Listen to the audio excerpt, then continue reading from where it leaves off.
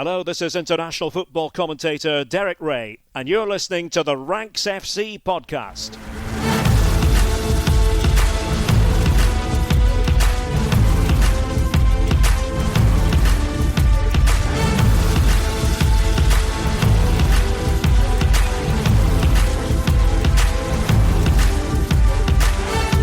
Hello, Rank Squad, and welcome to Ranks FC. It's your favourite transatlantic football podcast, which is back in transatlantic mode. I'm Jack Collins, live from London. Across the water is Mr. Dean Jones from San Diego. How you doing, mate?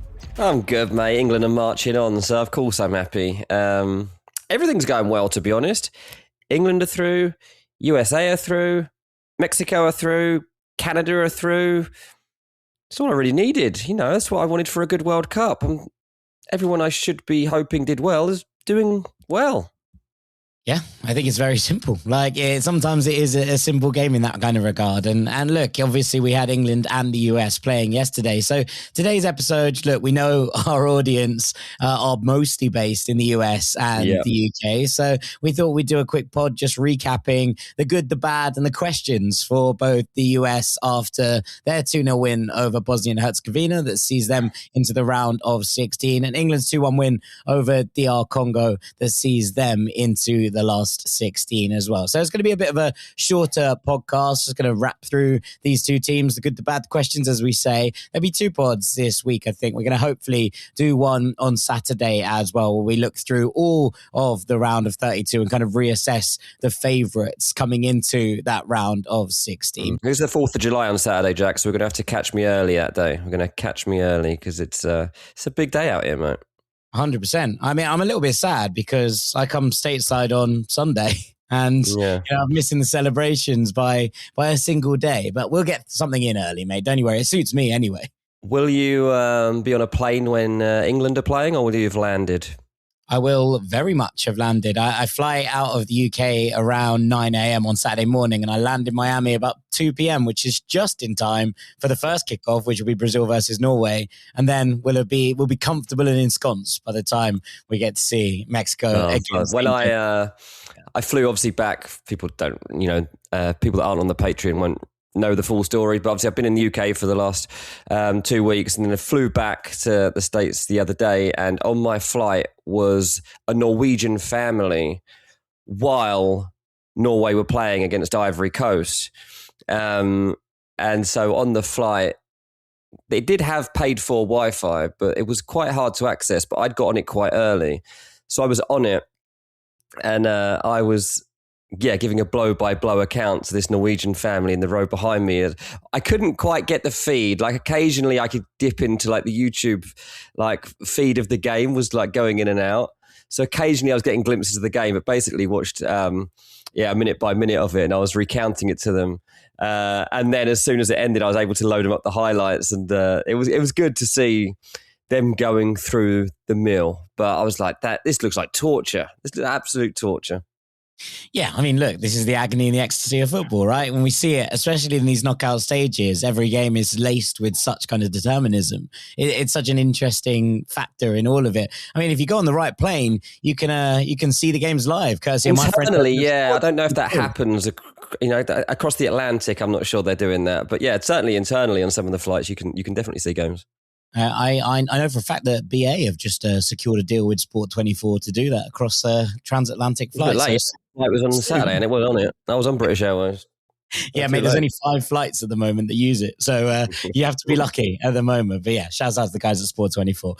Right, let's go over to the USA, shall we? A 2-0 win over Bosnia and Herzogovina. Flo Balogun with the first. He was later sent off. We will discuss that. And then Malik Tillman calling game with a free kick late on when the US were down to 10 men. And I think we should start with the good of all of this, Dean, because there's plenty of positives, I think, about everything related to this US camp. And to be honest, the bad section is going to be quite short because I think that they have already exceeded expectations. Reaching the round of 16, I think, was kind of par in terms of where the expectations were pre-tournament. But to come out and win so convincingly and so stylishly as well in those first 2 group games, to get the job done in the first knockout game, I think the entire kind of feeling around the US is incredibly positive right now. Mate, even the defeat to Turkey didn't really matter. I mean, they've lost with the last kick of the game in a game that was a dead rubber. So like that game in itself didn't matter either. So obviously they will be feeling the full momentum of this ride that they're on. It's definitely captured the hearts and the imagination of fans that wouldn't normally care about the sport here. You're definitely seeing it latch on. I mean, America is a nation that only wants to be involved if they're winning, right? And they're doing that. Obviously, there was a bit of a joke coming into the tournament. The adverts that were going on TV saying, "Do you believe in miracles? America can win the World Cup." And they like mocked up this image of them scoring the World Cup winning goal. And at the moment, they're probably about the fourth or fifth best team at the World Cup, to be totally honest with you. Everything about their game has been impressive.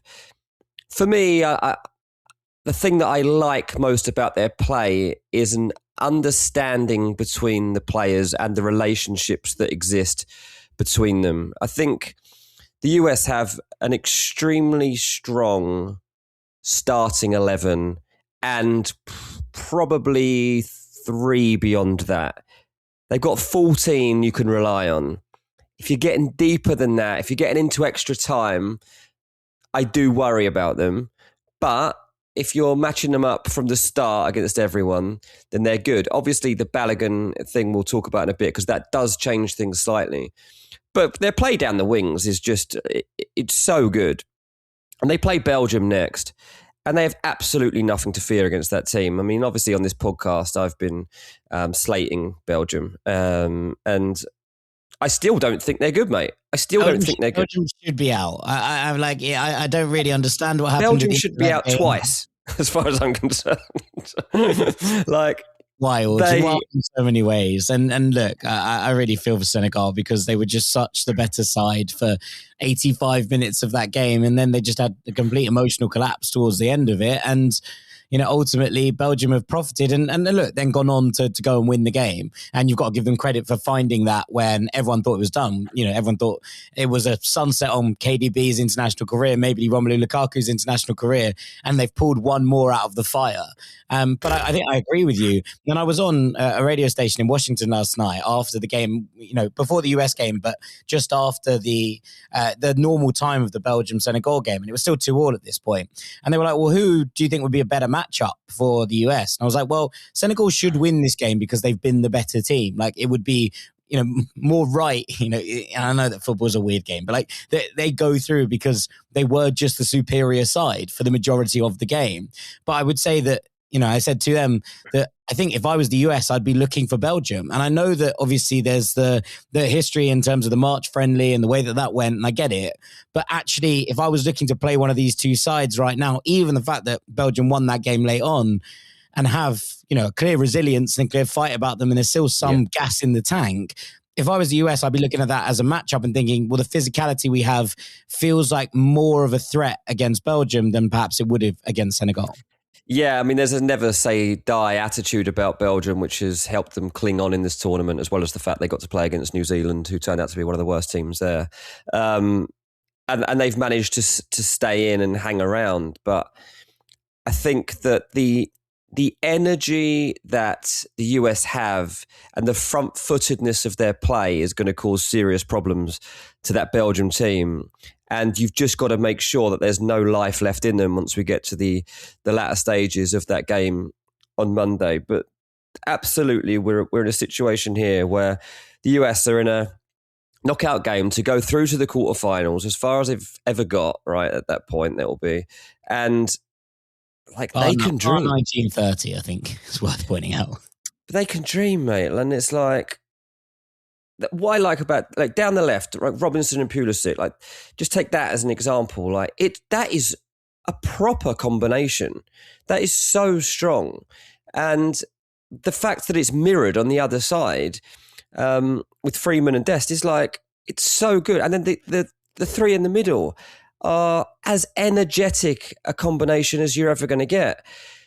I just love the fact that they have managed to bring everything together in time for this tournament, because it was so patchy, since Poch took over, obviously all the focus was on making sure that this World Cup was a success, and it is now a success no matter how it ends. But there were periods, obviously, when it's extremely unconvincing. It's not that long ago that they were taken apart by Belgium, right? And Portugal. And Portugal. So, but it was all part of a learning, and it was all part of getting the best players in place to come together. And that's happened. And it's really, really impressive. And I just think that it's not just about momentum and feel-good factor. This is a genuinely technically good team. 100%. And look, you mentioned them there, but a word for Tyler Adams, Weston McKennie and Malik Tillman, because one, they're covering ground like nobody's business. I posted a tweet yesterday saying I'd love to see a heat map, and all you can get is the individual ones. So I kind of mapped them all together to try. It's not particularly pretty. It's not, as dynamic as I'd want it to be. But what it shows, was a good try, mate. I liked it. The amount of ground that's being covered by these three, the engine room of this, but also, and I tweet this, their skill sets mesh so beautifully as well, because Adams is there at the base, he sweeps up, he recycles, he recovers the ball and gets the US back on the front foot. Malik Tillman's there to control the game a little bit more. He glides around, he's beautiful kind of under pressure and so press resistant, but also what he does is pull strings. And I've been talking about Malik Tillman. I've been sort of having a couple of discussions with some people who are like, I don't really see it. I don't really see what he brings to the table. And I think there's a couple of moments, especially in the Australia game, I think that I kind of picked out. I thought it was brilliant for what it's worth yesterday against Bosnia. But one of the things he did after the US went 1-0 up, he just dinked a couple over for Flo Balogun to run onto. And a defence that needs to step out, especially if they're a goal behind or they're chasing a game, and we're in knockout football now where obviously everyone wants to win and progress.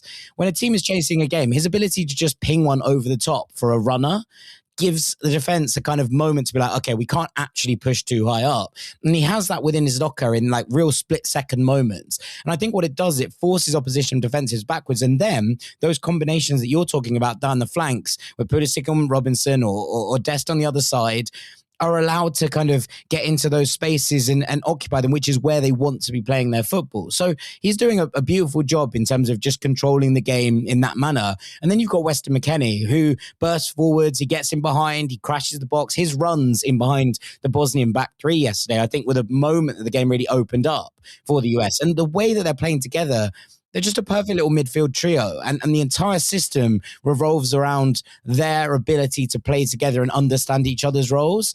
And look, this is a major, major positive. I have a sort of flip side of it in a minute. But when you kind of look at it from that perspective, they have been absolutely phenomenal, I think. Yeah, that back heel from Tillman into Pulisic was lovely. And then obviously Tillman has scored one of the greatest goals in their history, to be honest with you, mate. Like, it was so important. And the beauty of it was sublime. I mean, it's kind of been overshadowed by Balogun because of the hero/anti-hero thing. But Tillman, for me, was the story of that game. Like, he was phenomenal in every single sense. And in that moment, obviously down to 10 men, I'm not even going to say trying to hold on, because they weren't even clinging on at that point. They were playing still very well and in control. Yep. But obviously you wanted that extra buffer. You get a free kick, 20 yards out, whatever it is. And the technique with which he hits it, like that kind of side top foot, whatever part of your foot you want to describe that as he kind of just dinks. What do we call it? We had a name for this, Jack. There was an episode once on Ranks back in the day where we talked about all the different types of free kicks and we gave them all stupid names. And this one definitely got a stupid name off me, but I can't remember why. It was sort of like the Dinkenflink or something like that. It was something ridiculous like that. You're right. Go back and listen. It's only about 200 episodes ago. Might be on big multiple ranks, to be honest. Yeah, probably. But I just thought it was a magical moment that's so well deserved for him. That stadium was so noisy. Like, there was one point when the game was at 1-0 and the whole stadium was chanting USA. It was so loud coming through the TV. Now, I've heard that apparently the BBC coverage didn't actually manage to convey the noise very well from inside the stadium. I said a few tweets saying, look, what happened with that? But it came through loud and clear on the Fox coverage here, I can assure you. it sounded amazing. And obviously at the end, they're there singing Country Roads, and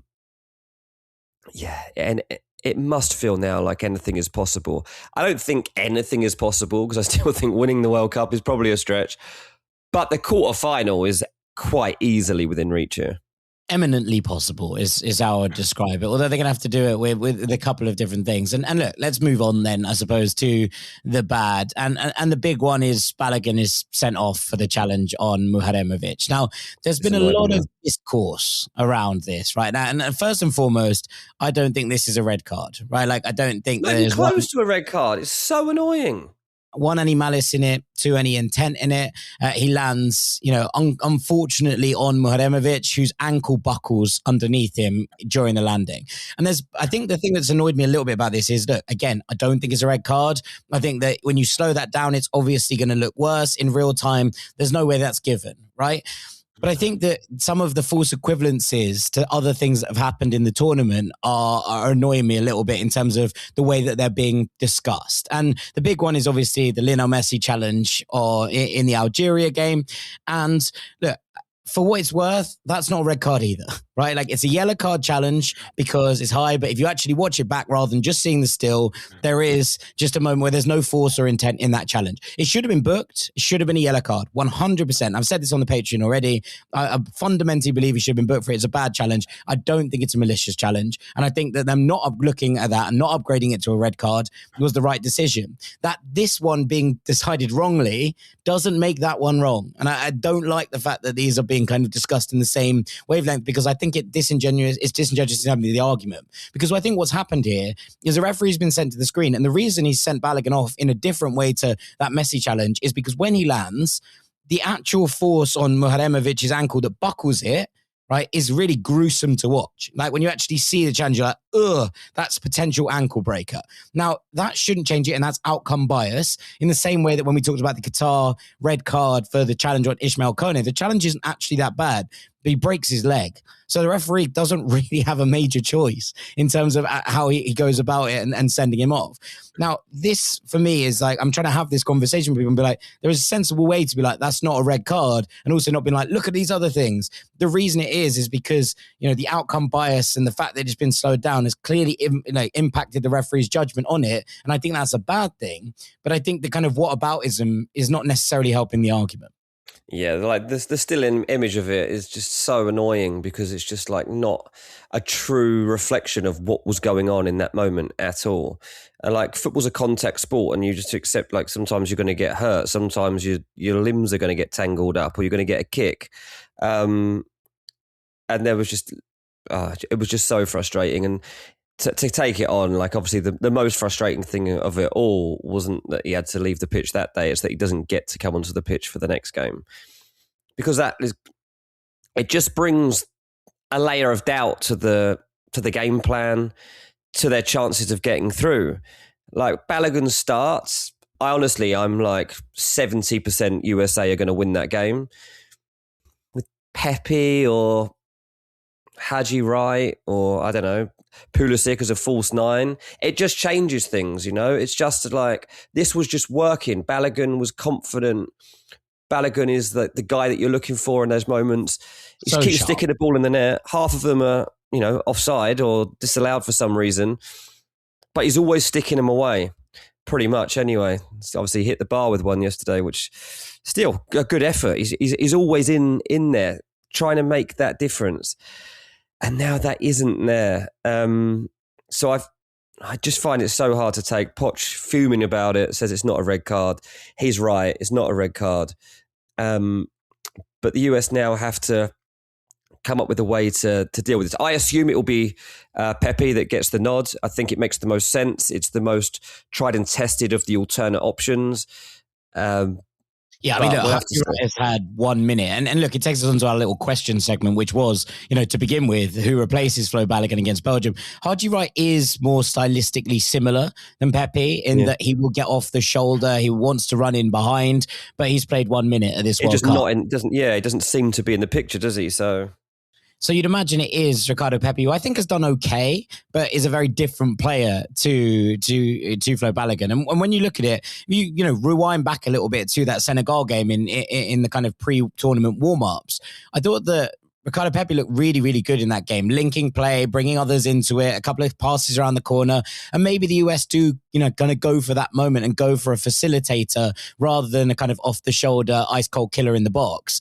But I think that Balogun's impact in this tournament and the way he stretches back lines shouldn't be underestimated. And look, to my point earlier about Malik Tillman being able to dink one over and allowing back lines to basically have to retreat a little bit because they're worried about that ball over the top. That doesn't exist quite so much if you've got Ricardo Pepi in there. And I think that maybe changes the outlook of how the US go about their game plan. Yeah, absolutely. So there are things for Poch to consider this week, and I think that it is a little bit more complex than just assuming he just goes for Pepi and gives him his chance. And it's going to be the big talking point of the week in terms of what you can do there. But yeah, Haji right, I think you make a good case for. Pulisic is where things become a bit more complex, really, because he's not a natural player in the sense that Balogun is to go there, but obviously he did play centre forward against Portugal a few months ago, and he has the ability to hold that role. He has the nous. He is a player of great pedigree, and if he then comes in, then you've got Gio Reyna or Tim Ware or Brendan Aronson or whoever who can come into one of the other spaces, and it'll open things up there. I mean, there is the small possibility that Pepi and Haji Wright start together. If they were to completely change things and go a 3-5-2, I would say that would be probably bolder and braver than you need to be going. But it's certainly something that can be brought up into the discussion while we're waiting to find out what Poch does on Monday. But the other thing, you mentioned him there, I wouldn't be completely and 100% surprised. I don't think he would do this, but I wouldn't be completely shocked if he played Tim Weah through the middle. Just to kind of stretch. And, you know, because he is and always has been, as a winger, an in-behind runner. I wonder if there is just a slight similarity in the way that they might go about that. I think it's unlikely, but it wouldn't shock me 100%. Yeah, I think Weah probably gets the edge over like a Rayner or an Aronson.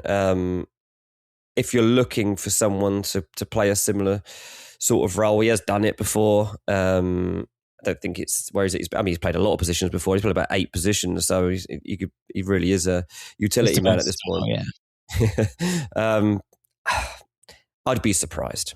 Yeah, I mean, I would too, but I don't think it's completely and utterly out of the question. I mean, look, final bit on the US, 2 more quite quick questions. One of them you mentioned was like, is there any game changers on the bench? And I think maybe my actual change of that question would be, is there a concern that this midfield engine room that I waxed lyrical about beforehand is being worked to exhaustion, right? Because one of them comes off yesterday and it's McKennie in the 95th minute, right? So they play the entirety of this game and they had to, given the circumstances available to them. Sebi Bahalter, I think, did a very good job in the Turkey game. I thought he was the best player on the park in a US shirt. But he's a slightly different type of midfielder. And I do worry that, you know, if this was, as you said earlier, if something did go to extra time, or there is a concern that maybe these games adding up and getting quicker and quicker doesn't give necessarily the recovery time to those 3, that the system might not quite work as effectively. Yeah, I mean, possibly. But I mean, you could flip that and say, well, how's De Bruyne going to be able to cope with that game? And he's certainly got more miles. After 50 minutes. Yeah, T. Elements or whoever that they end up playing in there. But I give them a lot of hope, and I'm relieved from their perspective that this game is being played in Seattle, because at the moment there is a heat wave going on down the east coast of America, which, you know, today alone we're looking at temperatures of like 90 to 100 degrees. But over on the west coast, we're quite chill at the moment, mate. We're like 70, mid 70s. And it's going to be looking right now like quite a nice holiday weekend here that runs into Monday. And you're probably looking at Seattle being around 72 degrees. So I think that helps in the sense that, you know, they're not going to have that exhaustion. And with the hydration breaks thrown in as well, everybody should be good. Fingers crossed, eh? Fingers crossed. I think things are looking bright for this US side, although the question remains, and we can't answer it, how do they deal with a game state that doesn't involve them just being ahead in a game, but we don't know the answer to that, and we can't find out until it happens. So we'll have to wait and see on that one. Right, we'll take a quick break then. When we come back on the other side, we're going to talk all about England. Make sure you stick with us here on Ranks FC. Welcome back to Ranks FC. It's Jack Collins and Dean Jones with you. We've done the US. Let's flip over the Atlantic to England. They won 2-1 against DR Congo with a late Harry Kane brace, seeing them come from behind and set up a round of 16 game against Mexico at the Azteca. I mean, look, let's start with the positives, Dean. The positives are that Harry Kane and Jude Bellingham both look full of confidence and full of belief. I think that there is now a fundamental belief and fight in this team that maybe has been lacking before, maybe not in recent years, but I think to come from behind in that kind of game, in that kind of scenario, and just continue to trust the system suggests that these players have a real faith in what they're doing. They've overcome deep blocks in their last 2 games. They might not face any more of those, but those were question marks. And they've got quite good at growing into tournaments in recent years. And I think that, we saw at the Euros 2 years back, I was at Glastonbury in those kind of opening stages of it, and then for the Slovakia game, and the Jude Bellingham overhead kick, and everyone was like, I'm done with this team. I can't watch them. Like, what is this? This is absolute nonsense. And then 2 weeks later, the flags are out, the bunting's up, and England are in a European final. Obviously, that didn't go to plan from an England perspective, but you look at the way that they've grown through a couple of different tournaments after having slightly gritty group stages, and there's a faith, I think, that they might be able to do something similar again. Yeah, I mean, I don't know about that, but I'm definitely not as down on this team for their performance against Congo that some people were. I mean, it's even the BBC, England were 15 minutes from one of the most abject humiliations in their World Cup history. Also, it's absolute nonsense to talk about this DRC side like that. Like, they are a really, really well-drilled unit who have already shown their defensive capability and their threat in transition in this World Cup, and have done so, a multitude of times before. And it just it frustrates me because there are lots of people giving analysis about these kind of things who, haven't watched this side, ahead of this World Cup, didn't watch them in qualification. Like, we knew exactly what this game was going to look like, and not necessarily, actually, I was a little bit surprised by how fun DR Congo were in transition. They went with a 3 up front rather than a 5 at the back, which was interesting, and they gave England a real scare, but no one should have been hugely surprised by their ability to create things in the final third if you've watched them play at any point in this tournament.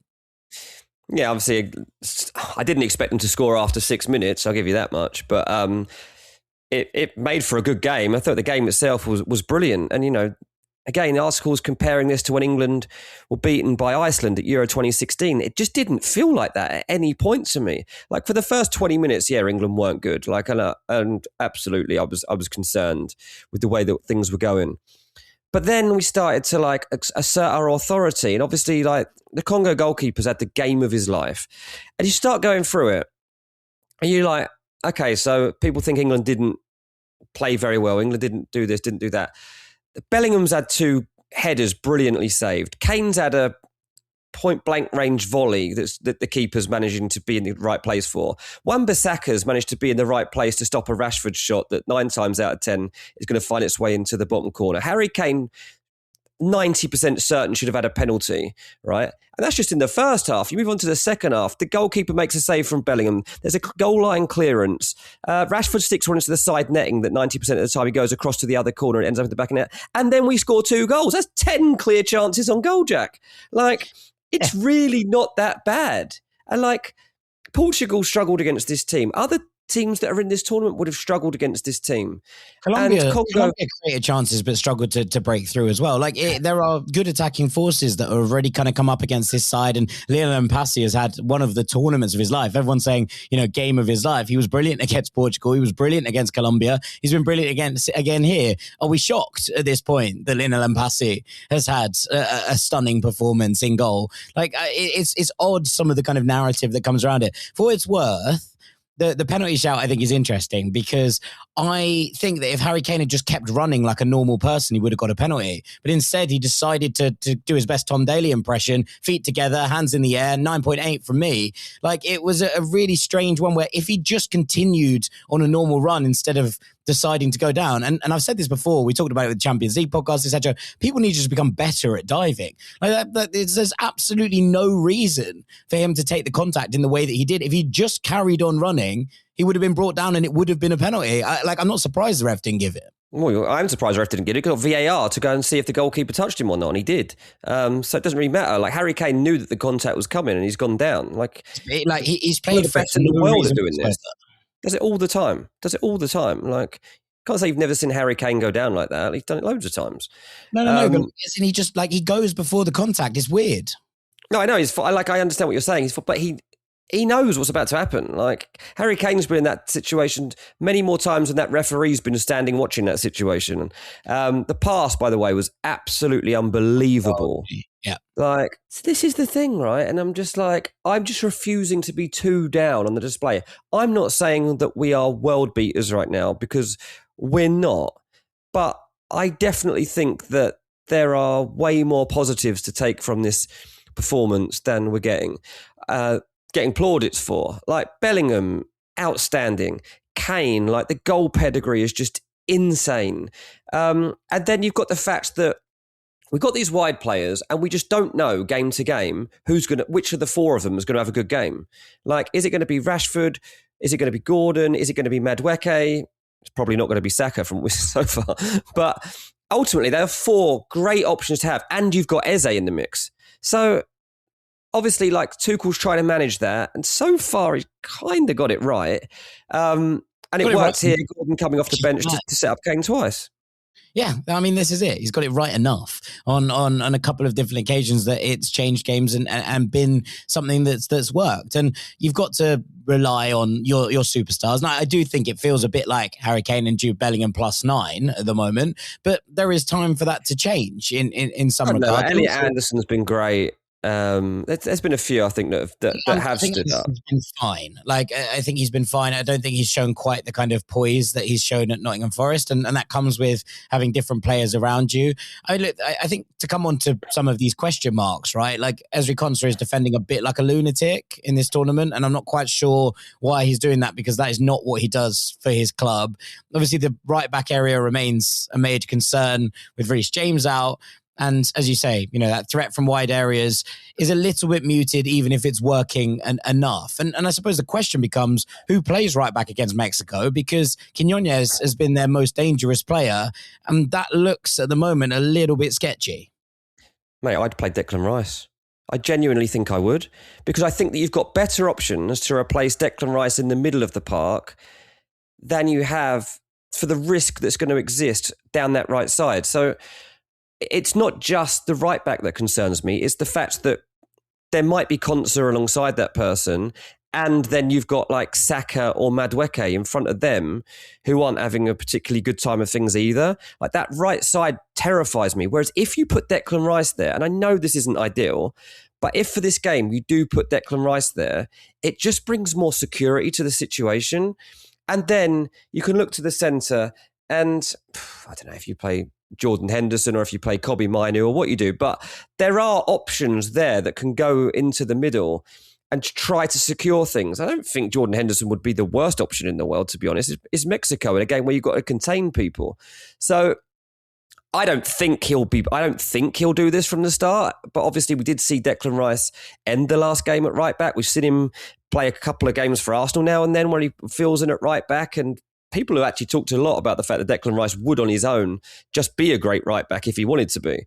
But you do obviously lose his energy. You do read his game reading abilities, and Jordan Henderson absolutely can't match what Declan Rice gives you in that sense. No, absolutely not. I mean, look, if this was a game that I thought England were going to control for the entirety of it, I think you probably would put Kobbie Mainoo in there, and maybe kind of that works a little bit more in their favour.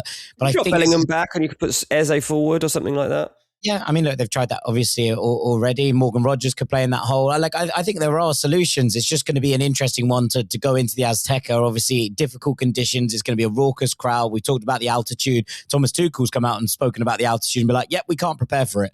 It's like, well, I'm pretty sure you could. There are options here. You can do the thing where you fly in and fly out again before it hits you, etc., which is, the old CONMEBOL trick of trying to come out of those situations. But it does feel to me that, there's a lot riding on this game, and some of these, I'm with you in that I think the positives from the DR Congo performance far outweigh the negatives, but I think the questions remain in terms of how England go and deal with a Mexico side who are not just, riding a wave of incredible support and very much feel like manager and nation and team and crowd are all aligned in the same kind of way, but also are just playing some of the best football of the tournament. And I think that's the slight difference with what this game ends up like. And there's been a lot of talk about the fact that England, will play better once teams, come out and meet them a little bit more, that they'll have more space to expand into. And whilst I kind of appreciate the fact that England did play very well against Croatia, who probably have played the least low blocky, I suppose, of all of these sides that they've faced so far, I don't know if there's enough evidence to suggest that the energy levels are right up where they need to be in order to make that statement fundamentally 100% true. And everyone just seems to be kind of spouting it. Yeah, I mean, I agree with that. I mean, in Mexico, you've got a team that are currently ranked 10th by FIFA, right? Like this is a proper top tier opponent who don't lose home games. This is an extremely difficult game. I think if you go through the lineups player by player, England are better, but that is usually the case with England. Like that's not an unusual thing. You've got a central midfielder who just joined Man City for £100 million and things like that. Mexico haven't got these same sort of options. What they have got is a team ethic, a togetherness, a belief, a way of playing, as well as individual brilliance when they need it. And that's going to be really hard to combat for England, combined with the conditions. I mean, it's continuing to look like it could be stormy building into it. You combine that with the altitude as well, plus the fact the stadium, England will travel as well as they can to that game, and there'll be as many fans as possible getting tickets for it. But obviously, we're going to be well outnumbered inside that stadium, and it's in a way all that against. Hasn't really been yet, actually, which I think is interesting. Yeah, and it's so it is all against us for this game, and I haven't actually looked at the odds for it yet. I'm going to do that later today to properly dig into what the expectations are of it. I'm sure England are slight favourites, but I'm not sure if we should be, to be honest. I think they will be slight favourites, and I think they probably should be, in that, you just made the point there that, and to kind of rephrase an old Sam Tigheism, right? The team with the better players usually wins games. It's more the case that what we've seen so far is that Mexico might be the best team at the tournament. Like, they are definitely the most fun to watch. They are the best attacking threat team in terms of having no fear. Sorry? France, yeah. But I'm talking, just in sense of, the thing is, France, are going to do that. With Mexico, there's still a sense of surprise and underestimating them that comes with it. Even Mexico's last game, I didn't think they would come out and play the way they did in that first half, as well as that. They were unbelievable. In their last group game against the Czech Republic, it's a dead rubber. They go and smash 3 goals past them and celebrate them all like they mattered. I love that. It's a really tough one, this, for me, because, as an England fan, I love to hate who we're playing, especially at this stage of a tournament. I don't hate Mexico. I really don't. I love a lot about Mexico. I think the team is a good team. They're fun. The fans are great. Obviously, I live in San Diego, so loads of Mexicans here who are gearing up for it. Was that a pun? If that was a pun, that's the best pun you've ever... gearing up for it. I'm not that clever, mate. That was almost the best thing you've ever said. Let's redo it and put it on video, and I'll pretend I did mean it. But yeah, I do have a sense of fear for this one, but I don't think that's a bad thing. I don't, as an England fan, want to have a sense of entitlement. I don't want to feel like we deserve to win a game before a ball has even been kicked. And I feared with Congo that that's how a lot of people felt about the game. And I spoke on the Patreon about, I really didn't feel like that. I was like, we have to earn our place at this World Cup and show that we are legit. We deserve to be in the top 4 or 5 favourites for this World Cup. And after we've eventually come through that, I think that we have. I've watched other teams. If I'd have been watching that and that had been Brazil, I'd have been thinking, they've come good when it mattered. Just like I did think about Brazil when I watched them the other day. Yeah. You know? And so I watch other teams do it and I'm like, well, that's pedigree. That's a sense of never say die. That's a true trait of why they're good. But I watch England and people are like, oh, we got a bit lucky. Oh, that was a bit rubbish. No, it's not. That's football. And that's how football matches play out. Like, we're on the best stage of football you could ever imagine. You're not going to come up against rubbish players at this level, right? There aren't any rubbish Mexico players. Unfortunately, we've all left all the rubbish players behind in the qualifiers. There's a few that made it to the World Cup, but most of them have gone home now. And there's certainly none on show in this fixture. It's going to be a brilliant game, I think. I'm really excited about the fixture. I'm nervous. All the feelings, Jack. And I did consider going. I was in straight after the game, watched it in an English pub here in San Diego, and there's loads of English in there, obviously. And then was chatting to someone outside who was in the England away supporters club, and he'd sold his ticket for that particular game. And he was talking about the fact that, like, flights from Tijuana, which is obviously 20 minutes from me, are like $150 to get to Mexico City. So it's easy to get to, but do you want to be in Mexico City if you haven't got a ticket? I don't know necessarily that you do, to be honest. I'd probably rather stay in America. But this guy was looking at prices and he was like, he wanted to go to the game, but he's like, I think I can get 10 grand if I sell this. 10 grand! And that's weird, isn't it? And I was like, oh, that. As soon as he said that, I was like, oh, that rules me out of going to the game. I'm not paying that. But yeah, we'll see where we get to, mate. But I'm excited. I don't know if you are neutral because you hate England, but what is your view on how that game actually plays out? I don't. I've got no horses in this race. I'm happy. I want, as usual, I want the best team at a tournament to win the tournament. You want Mexico to win. No, I don't. I haven't got any Mexican shirts, although I did find some Mexican ancestors. No, I'm joking. But you kind of look at it and kind of look at all of these different things. I think if England get through this game, if they pass this test, they reach a semi-final minimum. Like, I don't think like a Brazil or a Norway in Miami holds any fear for England if they beat Mexico at the Azteca, right? And then if you get to the semi-final and it probably be Argentina, that's maybe a different game, and who knows at that point. But I think if England pass this test, they get to semi-final. I think it's very tight. And I think it's all about riding those early waves of pressure. If England rides those early waves out, I think they probably do have the quality in depth. And actually, this is one of the points I was going to make about earlier on in terms of the good, but I didn't get round to it. So this is a nice time to put it. England have a manager in Thomas Tuchel who is astute enough to make tactical tweaks. I don't think it is any surprise whatsoever that England scored 2 goals after that hydration break in the second half yesterday. I think that Tuchel is the kind of manager who has pieces to play with and he plays them and deploys them in a different way. And I think that compared to teams who maybe don't have as many superstars as DR Congo didn't, the ability to just change the game a little bit in those hydration breaks is something that actually suits England. And so they will be booed left, right and centre by fans of everyone, right?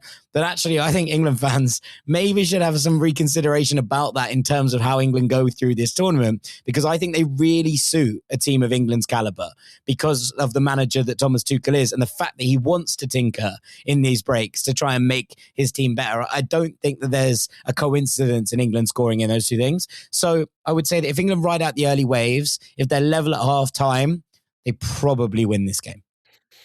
Yeah, look, we'll be happy for the breather at the very least in the Azteca to get to have our couple of minutes to ourselves and listen to Tuchel try to put things right if that is what needs to happen. But yeah, we'll see, mate. We'll see. That's a hell of a pathway you just spoke about. Mexico, Brazil, Argentina, France is basically what it's going to take for England to go and win the World Cup. And it's difficult to see right now, but one game can change everything.